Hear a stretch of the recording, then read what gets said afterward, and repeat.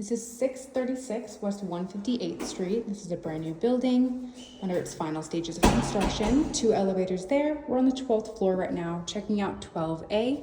This will be our model unit of a 1-bedroom, 1 bath, laundry in unit. Nice large coat closet when you enter. And around the corner, you'll enter into your kitchen with a beautiful island. All your appliances, hidden dishwasher, microwave, stove and oven, and a beautiful corner view for your living room. This is going to be south facing here and east facing over there. As we walk past over here is going to be your laundry and your bathroom, very spacious.